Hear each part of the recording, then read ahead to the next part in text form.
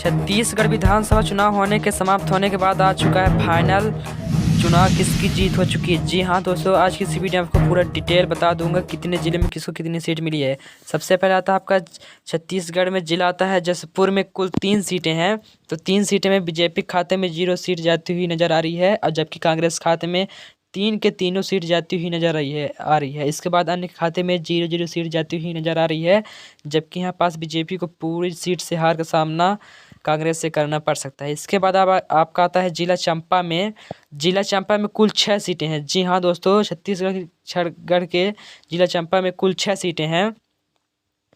तो 6 सीटें में बीजेपी खाते में 1 सीट जाती हुई नज़र आ रही है, और जबकि कांग्रेस खाते में 5 सीट जाती हुई नज़र आ रही है, और अन्य खाते में 0 सीटें जाती हुई नज़र आ रही है। यहाँ पास आप देख सकते हैं कि बीजेपी को यहाँ 4 सीट से हार का सामना करना पड़ सकता है, जबकि कांग्रेस को यहाँ जीत का सामना इसके बाद आपका आता है गरियाबाद में। छत्तीसगढ़ के गरियाबाद जिला में कुल 2 सीटें हैं, जिसमें से बीजेपी खाते में 0 सीट जाती हुई नज़र आ रही है, जबकि कांग्रेस खाते में 2 की 2 दोनों सीट जाती हुई नज़र आ रही है, जबकि अन्य खाते में 0-0 सीट जाती हुई नज़र आ रही है। तो यहाँ पास आपको बीजेपी को सगली सीट से यानी कि 2 की दोनों सीट से हार का सामना करना पड़ सकता है, कांग्रेस के यहाँ जीत का सामना करना पड़ सकता है। यहाँ पास आप देख सकते हैं कि बीजेपी को 0 सीट प्राप्त हुई। इसके बाद आपका आता है जिला दुर्ग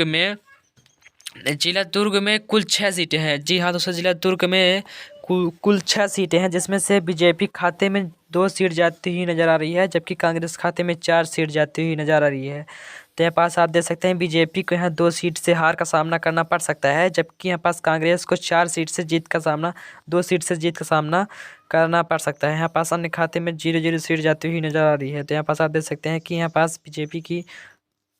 इसके बाद आपका आता है जिला धमतरी में कुल 3 सीटें हैं। जी हाँ दोस्तों, छत्तीसगढ़ के जिला धमतरी में कुल 3 सीटें हैं, जिसमें से बीजेपी खाते में 0 सीट जाती हुई नज़र आ रही है, जबकि कांग्रेस खाते में तीनों सीट जाती हुई नज़र आ रही है, और अन्य खाते में 0-0 सीट जाती हुई नज़र आ रही है। तो यहाँ पास आप अनुमान लगा सकते हैं कि इस बार बीजेपी की सरकार छत्तीसगढ़ में होने की संभावना नहीं है। छत्तीसगढ़ में कुल 90 सीट है, जिसमें से 40% आएगा वही जीतने की संभावना बन सकती है। इसके बाद आपका आता है कि जिला दंतेवाड़ा में कुल 1 सीट है। जी हाँ दोस्तों, दंतेवाड़ा में कुल 1 सीट है। तो यहाँ पास 1 सीट जाती हुई नज़र आ रही है कांग्रेस खाते में।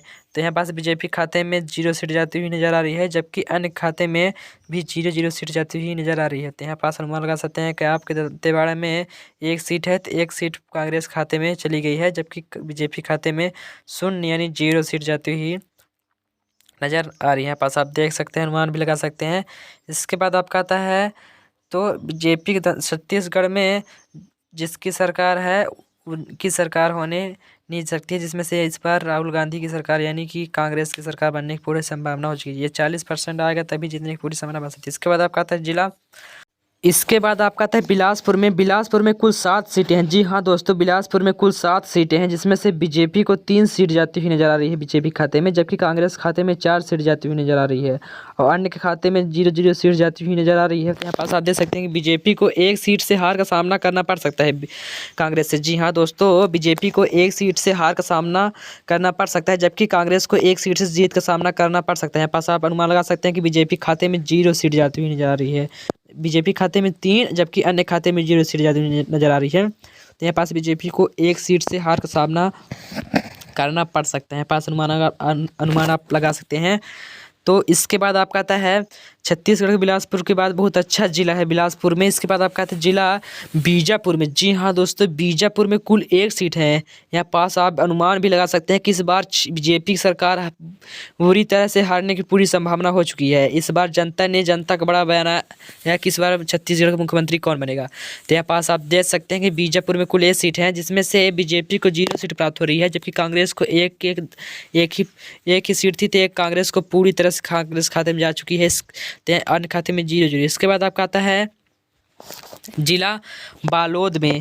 जी हाँ दोस्तों, जिला बालोद में कुल 4 सीटें हैं। जिसमें से बीजेपी को 1 सीट मिल रही है, जबकि कांग्रेस को 3 के तीनों सीट मिलती हुई नजर आ रही है। तो बीजेपी को यहाँ 2 सीट से हार का सामना करना पड़ सकता है, जबकि कांग्रेस को यहाँ 2 सीट से जीत का सामना करना पड़ सकता है। तो यहाँ पास बीजेपी की जीत, कांग्रेस की जीत हो चुकी है। इसके बाद आपका अदर खाते में 0-0 सीट जाती हुई नज़र आ रही है। पास आप देख सकते हैं कि अन्य खाते में 0 सीट जाती हुई नज़र आ रही है। जबकि बीजेपी को है 2 सीट से हार का सामना करना पड़ सकता है। तो आप मेरे चैनल को सब्सक्राइब जरूर कर दें ताकि हम आपके सामने लिखता आता रहूँगा नोटिस। तो आप सब्सक्राइब चैनल जरूर करें। जैसे मध्य प्रदेश, छत्तीसगढ़, तेलंगाना जैसे वीडियो देखने के लिए न्यूज़ पॉलिटिकल, तो चैनल सब्सक्राइब जरूर करें। Thank you.